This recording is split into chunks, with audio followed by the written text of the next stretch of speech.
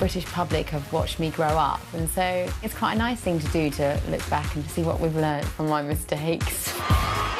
She is a global icon, a flawed one, a complicated one, a mischievous little minx, who I suspect will give as good as she gets. My mother said to me, if you're nervous, just imagine him naked.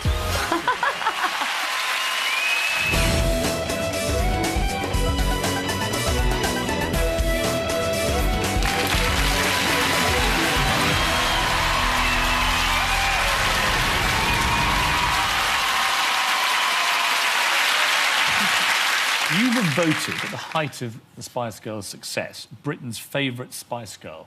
You got a third of all the votes. Do you think you were the best? I wouldn't dare to answer that and say I just couldn't. You wouldn't dare to answer it? You'd dare to do anything? How can I... I just think that would be just so cocky to think I was the best. Dog? Were you the number one? No, I never thought I was number one. I actually thought I was always number two. To who? To Emma. Really? Yeah, because I think Emma was much easier to like. She doesn't ever offend anybody. And I think, although I think I can communicate well with people and hopefully they identify with me, sometimes I would put my foot in it a little bit more. So, but that is very flattering to think, you know, that I was the most popular. Emma won. Yeah. You two. Oh, God. Go on, who's three? I couldn't Oh, you say. can't stop there. No, no, no. We now have a pecking order, a ranking of Spice Girls. Who's third? It'd be according to what dolls were left on the shelf. Come on, who's third? Posh, scary, sporty. I think that's probably sporty. Sporty? Yeah. Do you know what, actually, I always refer to Victoria, which is quite nice. She, you know, she'd get this kind of very black or white feeling, either absolute adoration or not. She knows that she's like Marmite. You love her or hate her? Yeah. Which do you do? I absolutely love her. The girl that I know has got absolutely nothing to do with what I see in the media. She's... But at the moment, she's not even in your top 3 Spice Girls. That's talking about the image, isn't it? The doll. Who's fourth? I couldn't say. I'm going to leave it at You that. can't leave it there. We've now got the top 3. It's either Mel B or Posh. Oh, my God, I'm not going to say the least. You were all studying these charts. No, we weren't. Yes, you were. You'd mow each other down in hover-mothers if you got the chance. No. You It's were, not you true, were. actually. You were competitive. Do you know what the funny thing about us, what I really learned, is that when the world was against us, we were the tightest, actually. It's a bit like family, that we're allowed to kind of criticise each other, but nobody else was. And if anybody was attack us, we'd be like a rock. And I actually do feel fiercely loyal. I want to defend them. So, yeah. Who was the best looking? Who had the best face? I think probably Emma. Emma? Emma, very pretty. Most beautiful, you think? She's, yeah, I think The so. prettiest? Yeah, prettiest. You know, Mel B, I have to say, she's absolutely beautiful, but I think she's more beautiful off camera. The camera never did her Face for radio? Yeah, no, she did... the camera was... never did her justice. She's absolutely gorgeous, even more gorgeous in real life. What would be the asset she has, which is better than the other 4? We're trying to design the perfect woman from each of the Spice Girls. We've got Emma's face. She had great boobs. I think we know... Well, you'll be, surely. You were voted Britain's best breasts. Was I? Yes. Apparently the most popular breasts in Spice Girls were yours. Wow. You can read my mirror. And unlike the others, we have actually seen yours. Thanks to your early glamour career. So I can confirm they were magnificent. Thank you. So you're definitely getting the best breasts. So we have Okay. Emma's face, your cleavage, Victoria's legs. Victoria's legs. Yes. Fantastic Oh, pins. I would say Melanie's bottom. Melanie's bottom. She's got an amazing bottom. This is Melanie B. B. Yeah. So what's Melanie C offering us? I would say I'd take her eyes. Right. And she has a lovely torso. And whose brain are we going for? Mine. That's your Victoria's. Do you think you're the cleverest? It depends what you define as clever, because sometimes you could say that Mel... If you all play Scrabble, who would win? Ooh, I think I studied more, OK? I've read, I'm more into... I think they'll agree that I've read a lot more. I love books. You're more intelligent. That doesn't mean you're more intelligent. There's all different types of intelligence, because I think Mel B had a very instinctive, you know, maybe it's not through, you know, academics, but she had very instinctive intelligence. And Victoria had a fantastic business sense. I have to say, I loved being a band with her, because no one was ever going to rip us off with Victoria in the band. She was so good at it. Who's the sexiest? Who do you think men would look at and want to go to bed with first?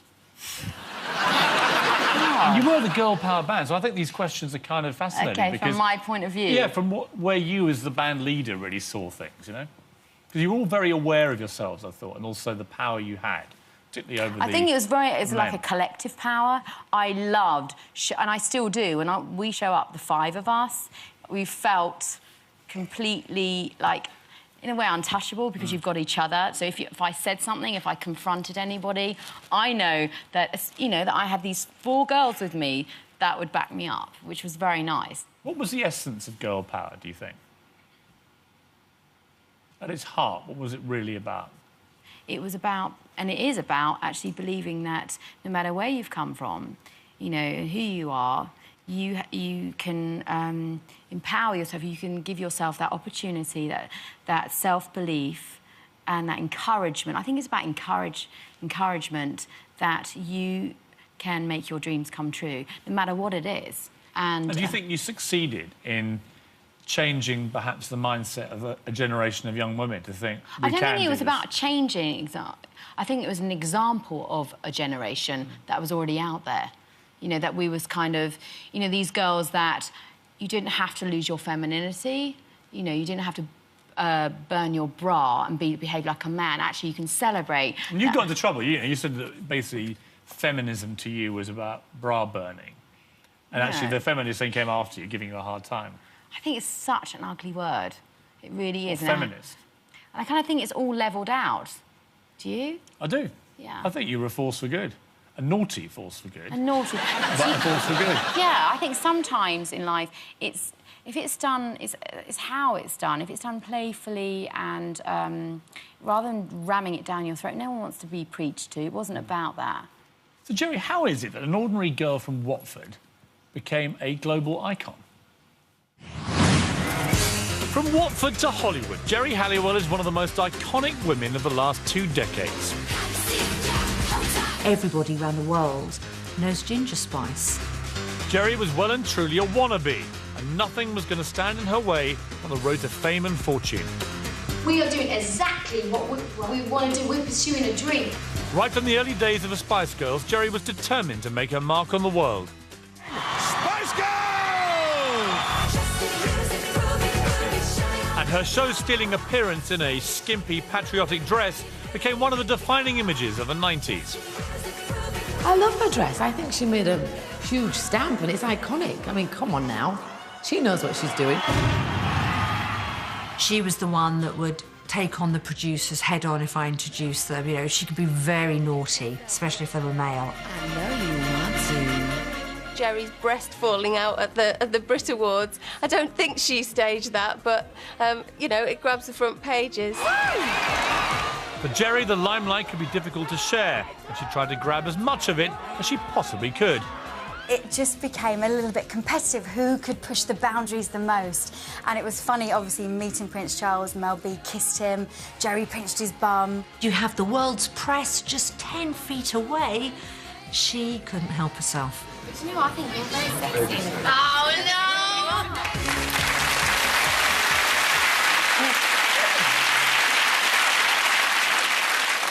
As your hand reached out to the royal buttocks, what are you thinking? I didn't actually pinch it, I patted it. It was more of a pinch. OK, thing is, when I'm Spanish, OK, or half Spanish, and when you meet my mother, she says, hello, how are you? And you always pats your bum. That's her kind of, that's the way she is. So there's a little bit of that. So he's coming down the line. Yeah, I don't... You're seeing him with your mates. You see it's Prince It was like Charles. nervous- What is going through your head? Nervous Tourette's kind of behaviour. I'm nervous. It's something I always trip up, do something. A lot of it sometimes is nerves. What I've learned, maybe I didn't know it then, but of all, nearly every powerful man that I've met wants to be treated like a normal human being. They're so... When you're head of a company, whether you're the King of England, whether you're so used to telling everybody what to do and everybody, like, kissing your bum. Well, did you quite fancy Prince Charles? I didn't fancy... You told him you found him sexy. Do you know what it is? He's a prince, so that's at the time, so that's like, ooh, it's a prince. You fancied him, didn't you? No, I wouldn't say fancy. I was charmed by him. Yeah, he's charming. I mean, if he'd I stopped- sat next to him at our premiere. What was that like? That was funny. When I came in, like, on the movie with my red... I had this red swimming costume, and you went, ooh, that's very nice. So I thought, that wasn't bad, you know, going to the movies with He Prince said Charles. meeting you in that lineup was the second greatest moment of his life, and the greatest had been the last time he'd met you. Well, that's a bit of a clue, isn't it? It was like, come and get me, Geri. How did you come to decide to wear that Union Jack dress? Because that became your sort of iconic emblem. The last time I was at the Brits, before we were famous, I made my own outfit in this green spangly thing. So I was thinking, what am I going to wear? And I got sent this black Gucci dress. And I was thinking, oh, God, what am I going to wear? That's a bit boring. And so then I thought, oh, my God, I just got a light bulb. I thought, OK, Brits celebrate being British. And so then, literally, I got my sister, she stitched it onto the dress, onto the black Gucci dress. And it's a tea towel. That's what it is. Really? It's a tea towel. When you look at that picture, what I was struck by was, of course, by wearing it, a lot of the papers cut off your bandmates for the front page. You became the front page picture. Yeah. And, I mean, did that cause friction? Were the others a bit peed off with you about it? You'll have to ask them. They were, weren't they? I can't speak for them. Yeah, but you must have been aware that they were a bit put out. You've got to understand, I didn't think, I'm going to stitch this flag on my dress and premeditate that I'm going to get all that I'll give you the benefit of the doubt that you weren't planning this to happen. But given that that's what happened, I was told they were all a bit cheesed off with it. You must have been thrilled, weren't you? Pick up all the papers, there you are. Do you know what? If I'm honest, I would say I was quite aware of not what... On one hand, it's a mixture of emotion. On one hand, I'm going, wow, everyone's, you know, looking at my dress and isn't that fantastic? But equally, I'm thinking, you know, I'm quite mindful that there are 4 other girls in front of me, you know, standing next to me. I got called out of class. I got a message, you've got to go straight home. And my brother was waiting for me and told me he found his body.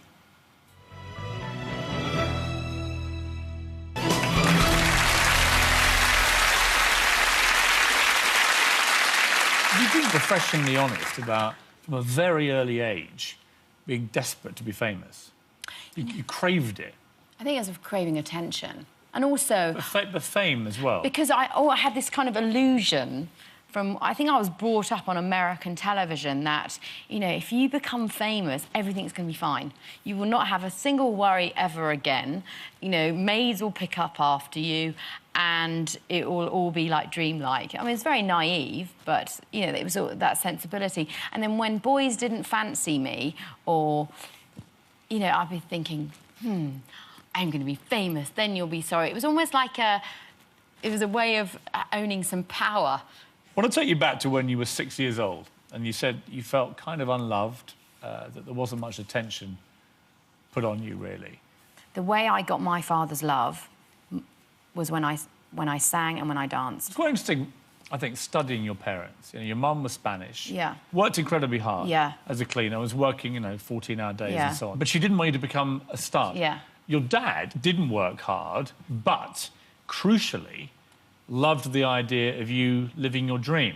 My father was much more artistic and into politics. He was very well-read. He loved all of that old Hollywood. He kind of, because of his age, he introduced me to that. It's something that we had in common. And so he tried to put me on the stage when I was 6 years old, and my mother stopped it. And it was just a strong way of connecting with my father. You thought he was quite lazy, you say? You know what I felt? Compared to your mum, maybe? Yeah. My father, he could have been a really successful man. He was really, really bright. And then he just... I think he had a car accident, and I watched him just kind of give up a little bit. And so I watched my mother work and work. From the day from 6 years old, my mother was I used to go with her. She was cleaning people's houses. So I just watched a very strong woman. I think my career, a lot of the time, was driven by my father's almost vision with my mother's work ethic, I think. They split up when you were 8 or 9 years old. Yeah. And, I mean, you had no money, did you, as a family, on either side, really? How poor were you, would you say? I think it's all relative, but I felt different, I would say, to the children in my own class. Why? I could feel the difference. I just feel like... certain things, I felt quite embarrassed of... you really want to fit in. It would be just small things, like when I bring my packed lunch in, I could see that, that other people's... they have crisps and things like that. My mother would never... She couldn't really afford to buy things like that. Or I remember being very young, and a lot of my underwear and things like that were bought from a jumble sale. And my mother did an incredible job bringing us up, but I could just feel the difference. I had no elastic in my knickers, and I just felt... You felt the odd one out, really? A little bit, yes. Your mother, Anna, wasn't that keen on you becoming a star, but she was to be disappointed, wasn't she? I was dancing when I was 12. Geri grew up in a modest three-bedroomed house in Watford. Young Geri was always wanting to be the centre of attention. Always performing, even at home performing, singing into the hairbrush when she was little. I'd be playing the guitars and doing backup vocals behind her. I think Geri doted heavily on her father, maybe because of the attention that my father gave her as regards, her potential. He obviously saw something early on, so yeah, I'd call her a bit of a daddy's girl, definitely.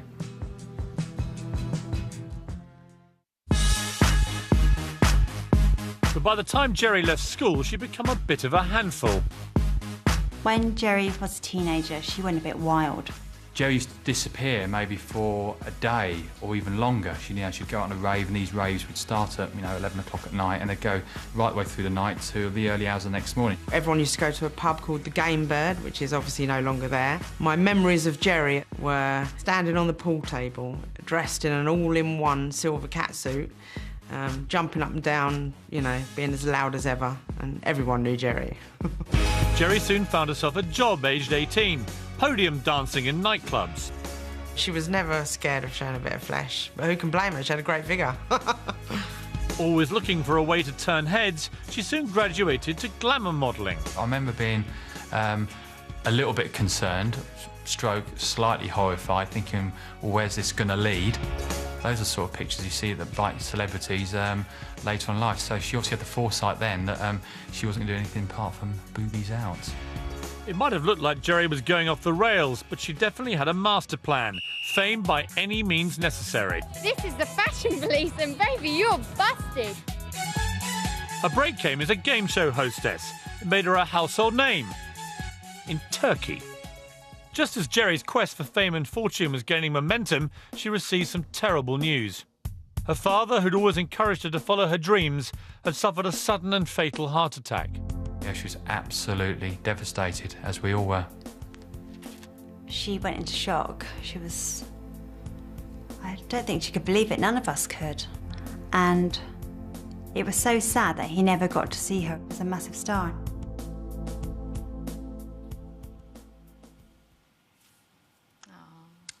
Where were you when you heard about what happened to your dad?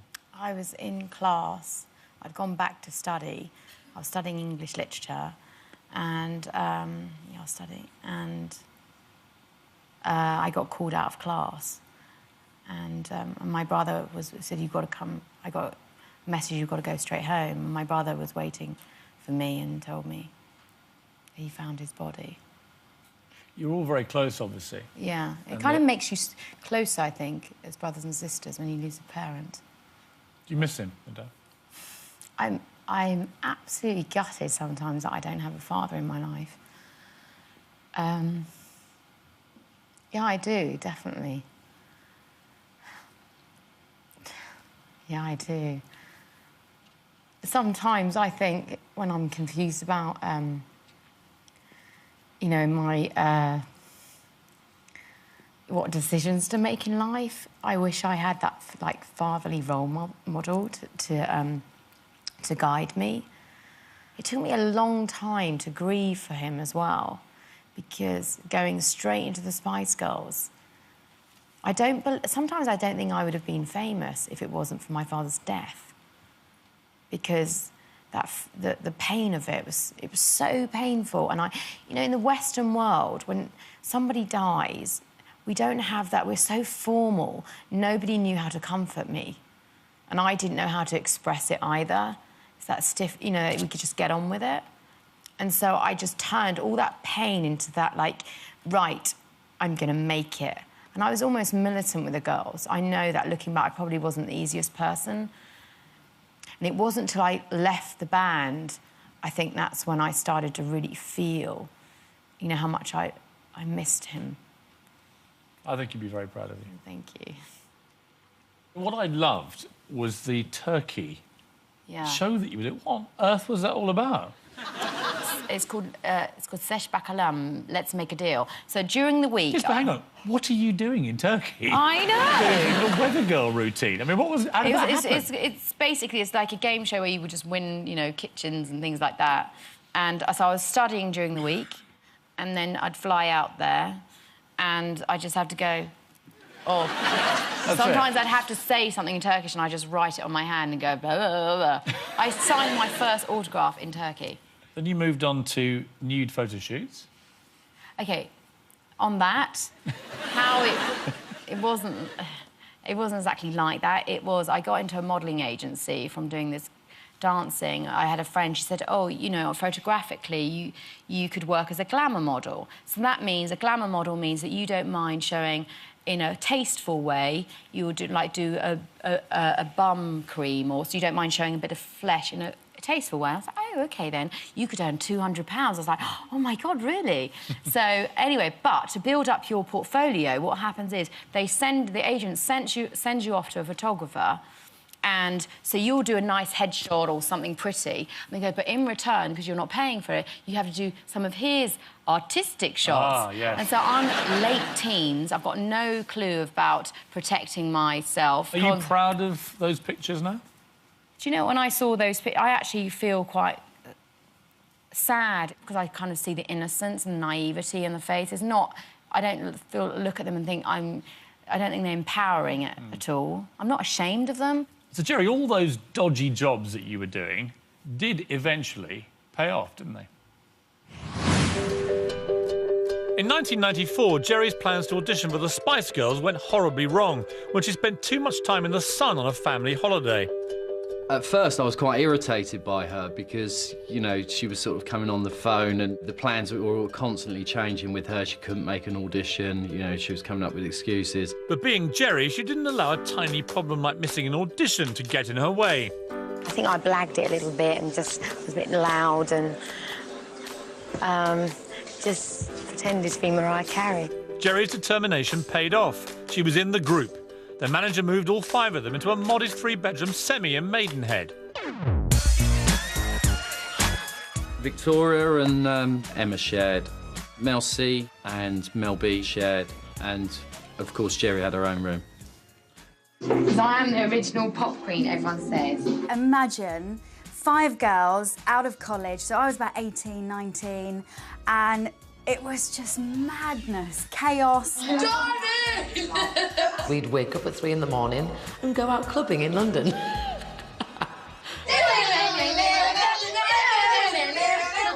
It was Geri who was impatient for success. You know, I'm just feel like time's running out, I've got to get there. She was a bit older than the other girls and was probably looking at this and thinking, well, this is the last shot at it, really. So, you know, she really had hold of it with 2 hands and really drove the project. I'll tell you what, there's millions of kids out there that want to be pop stars. Do you know what I mean? And we're actually taking steps closer and closer to a dream. The thing is with Geri, she's very organised actually, and quite bossy. she kept us all in line. But you made things. I made that. Geri and Mel B had a very fiery relationship. I know I did. She forgot a bit. That's why. The thing is with me and Geri, once you put us together, which we were together quite a lot, but just me and her, there was no stopping.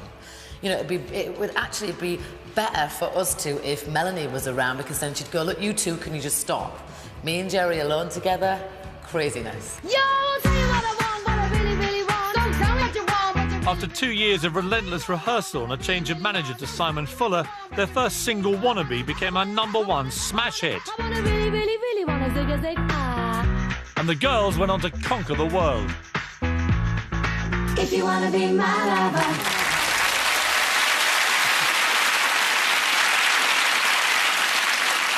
There you are, with 5 girls. You put all this work in, but lots of people want to be pop stars, and then suddenly, bang, you're #1. And not just in Britain. This song goes #1 everywhere. It sounds... I know this sounds cocky, but I absolutely believed in us. I did. I really did.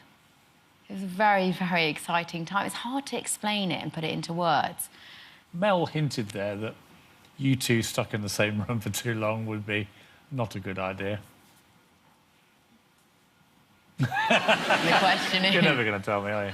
It was an amazing feeling to have somebody that was as brave as you, that would absolutely... If I jumped off, she'd jump with me. That somebody that she had guts, which I really, really admire. It was such a nice feeling to have someone match you in that way. But obviously, you know, you can't get on all the time. So. What's it like when living with four other girls in a house? It must be tricky, isn't it? I think, you know, particularly in the beginning, I was bossy and very driven, which is probably a positive thing, but also probably slightly put pressure on the relationship sometimes. Because sometimes it's that fine line between friendship and business. Do you know what I mean? So it was always being crossed. You know, sometimes you just want to let somebody off the hook, but equally, we've got a show to do, we've got to show up. Does he know how important he was to you, do you think? He told me to go to a 12-step programme. And did you do that? Mm-hmm. Did it work? Yeah, it saved my life.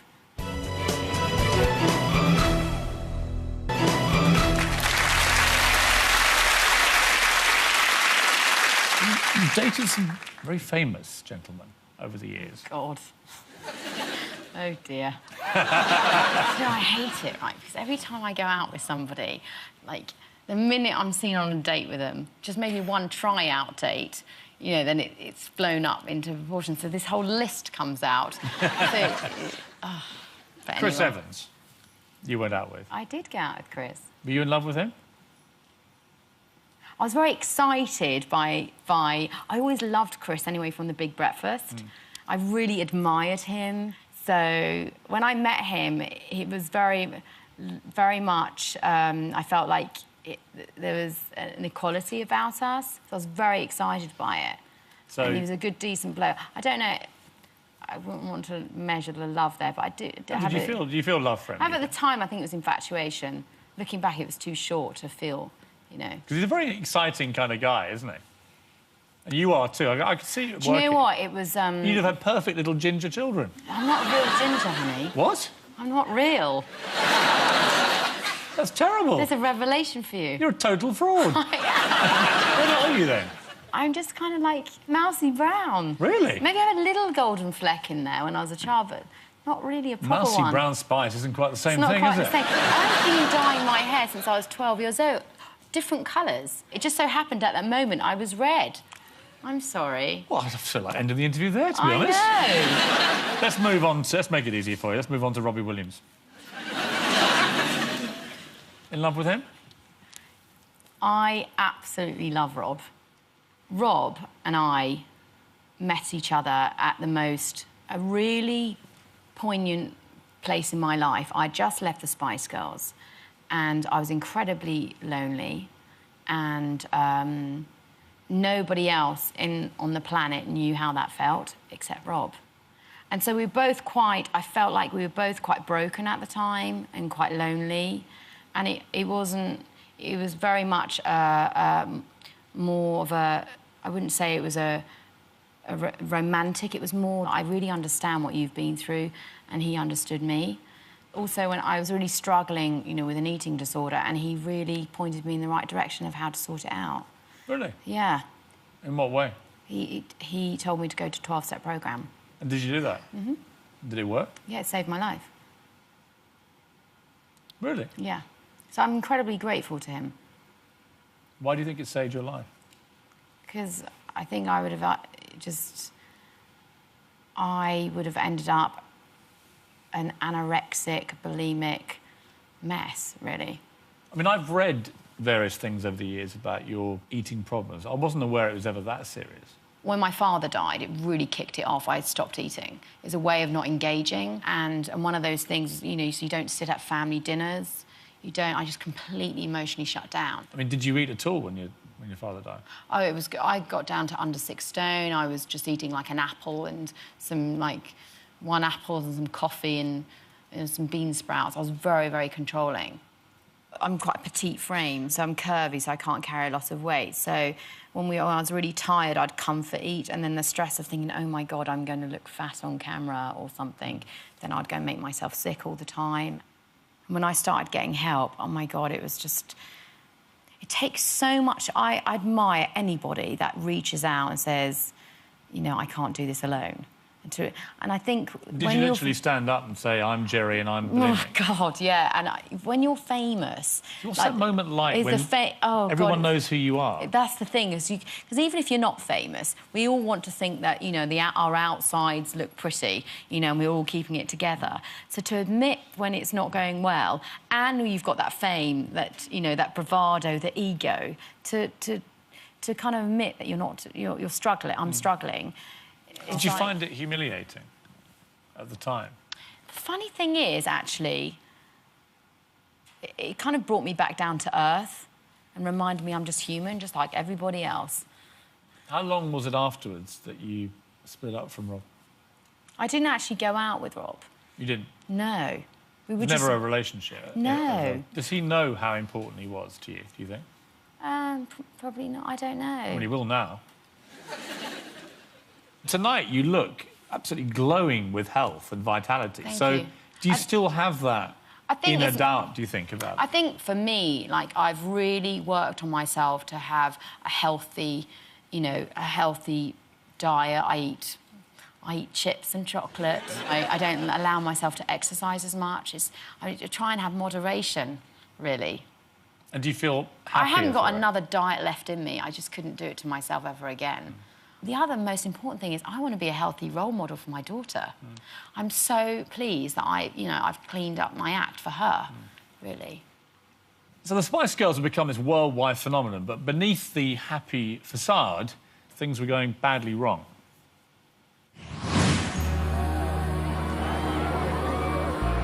In the summer of 1998, the Spice Girls had launched their biggest world tour to date.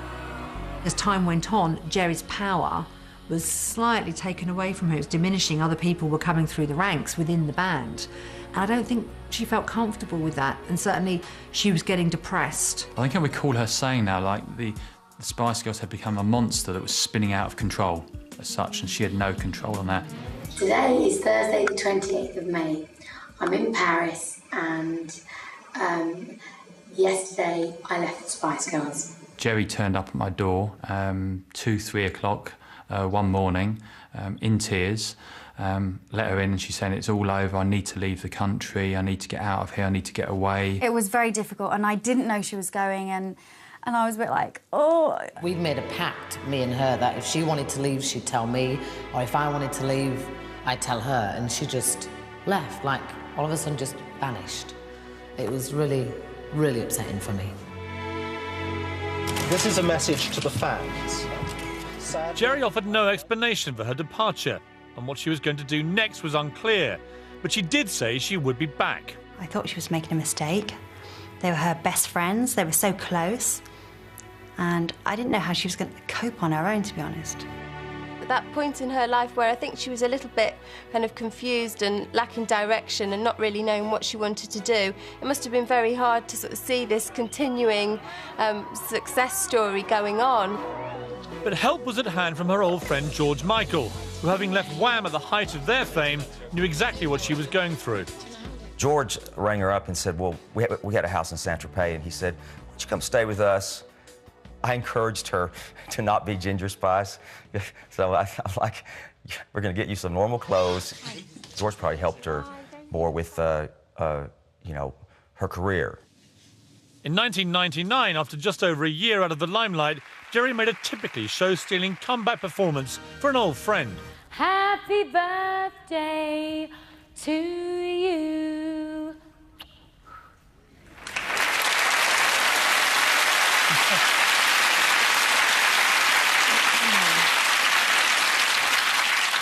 So, let's clarify this once and for all. Why did you leave the Spice Girls? Dun, dun, dun. Looking back, in hindsight, I was always labelled the leader. And also, I think at the beginning, I was very strong and they needed a stronger member at the beginning because the other girls were younger and they appreciated my strength. But naturally, as we became more famous, that's going to change. The others are finding their confidence and their own voice, quite rightly too. And so that dynamic's going to change. That was very hard to adjust to.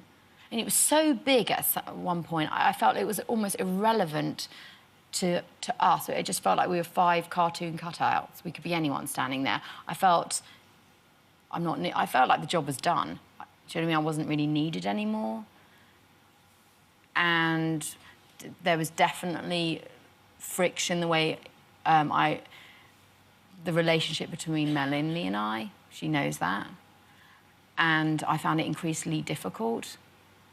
And amalgamation of that and being tired, I kind of threw in the towel. I said, OK, I give up. You know, maybe the balance of this band, you know, I don't fit in anymore.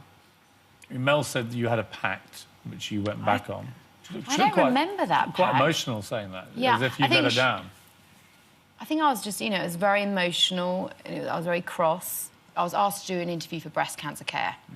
And they had asked me because I'd had a scare a long time ago. And I was like, fantastic. And sometimes I just wanted to show up as a single, you know, just myself.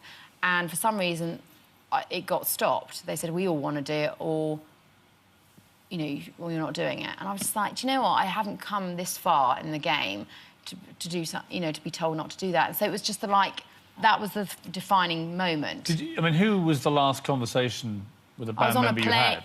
We were on this tiny private jet flying into London to come into the lottery, and I just went, bye, girls. And so I was just like, maybe you're going to be happier without me. And was that mainly you and Mel B, do you think? Yeah, definitely. Because you're both very strong personalities. Yeah, and so actually... And she just got fed up with you being the boss. And, you know, it's fair enough. So you said, bye, girls. Did they know you were going then? Did you say, I'm leaving? I didn't say I was leaving. I just said, I'm not coming. The next day, I said, I'm not coming back. How did they react? Do you know who I absolutely loved the reaction the best was Victoria, because she rang me and went, what? Like a proper good sister would. What did she say? Whatever. She properly got on the phone and tried to pull me back in. How long before you spoke to Mel B again? Actually, first of all, I launched into my solo career. There was a lot of ego in there. It was like, right, you don't need me. Well, F you, I'm going to do it for myself. And you were actually very successful, weren't you? You had #1 hits, and that must have wound up Mel even more. There was definitely an FU in there, if I'm honest. Absolutely. And then, but slowly, as time went on, I actually probably was the one that stayed in contact with them all. I went round to see them and would write them letters. So when did you first see Mel B again and talk to her? I can't remember, but I wrote letters. I think I drove up to her house and just talked it through. I wanted to go around and kind of make amends and say, you know, I'm sorry for my part. Who said sorry first? I don't think she's ever said sorry. Really? No. She doesn't think she ever did anything wrong? No. That's OK. Would you like it if she finally took some on the chin? No, it's fine. No, we were just young. There's nothing to say sorry for. We were just young. But you did say sorry. I did, and I'm sorry now. Tell me about Henry. I was quite instantly attracted to him. I mean, who do you spend more time cuddling, the dogs or him?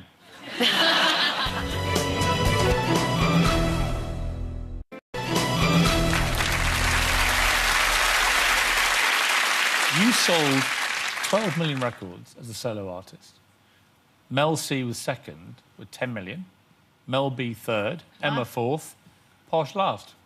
OK. What do you think of that? I didn't realise it was that, to be honest. I didn't realise I'd sold the most. And you want me to honestly believe that this is the first time you realised you'd sold more solo records? In that numbers, I did not know. Did you know you'd sort of sold more? I knew I had more number ones than everybody else. OK. Did I sound smart? I don't sound smart.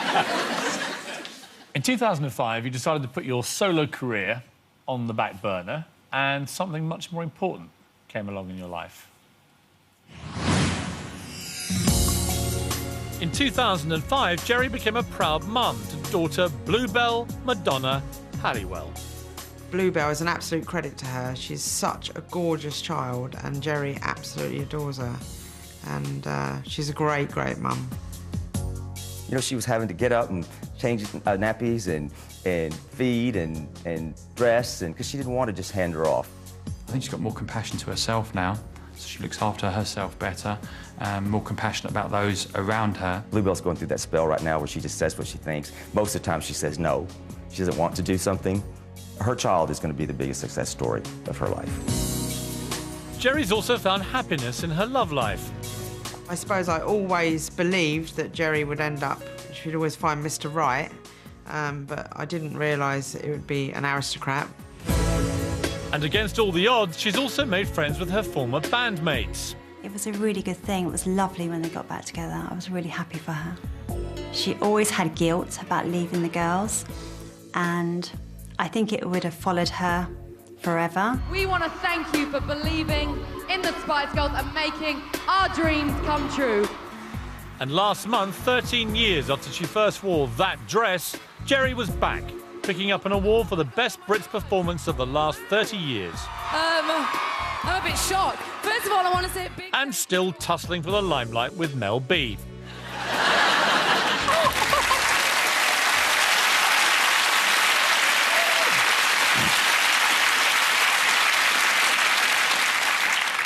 You're never going to change, you two, are you? To be fair, I thought she'd dried up. Of course. That's why I thought she was running out of things to say. Of course she did. I know. Oh, no, we believe you. We believe you. Now, look, tell me about Henry, who seems a delightful chap. How did you meet Henry? I met him on a beach. I was quite instantly attracted to him. What, he was walking along and you went, whoa! He just instantly got my attention, I thought. What, was he drowning, or what was going on? He just walked on. He walked on the beach and I went, no. You've been together quite a long time, haven't you? We have. How He's long? my longest boyfriend I've had in the last 16 years. Almost a year. Almost a year? Because when I was in the Spice Girls and doing my solo career, there wasn't any time. I just wasn't present. I mean, you wrote in your autobiography the following characteristics that the perfect man had to have. Yeah. Do you remember this? Yes. OK, is Henry these things? He's straight, right? As far as I know. Yeah. Yes. We'll confirm with Henry later. And virile? Your words, not mine. Yes. OK, so he's virile? Yes. I love this one. Must be able to afford first-class travel with a healthy bank balance bigger than mine. OK, that sounds really shallow. But I think that's about being an equal. This list was written how many years ago? I love this list. 10 years ago. Does he like your dog? Is your dog still alive? Yeah, I've got 2 dogs. I think they're OK. Does he like the dogs or not really? It's OK. Bit dodgy? It's OK. Why doesn't he like your dogs? I didn't say he didn't like them. Clearly things aren't great in the relationship. What are your dogs' names? This is so weird. William, Harry and Daddy. What? William, Harry and Daddy? Yes. Why? Which one doesn't like Henry? They don't. None of them dislike him. There's clearly a problem. It's a jealousy thing. Between the dogs and Henry, or Henry and the dogs. I mean, who do you spend more time cuddling, the dogs or him?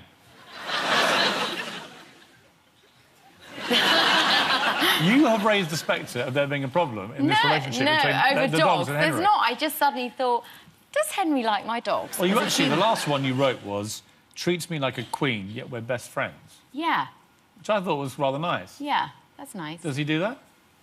Yeah. Well, He's learning. Then, apart from the dog problem... Yes. He's pretty well there, isn't he? We'll see.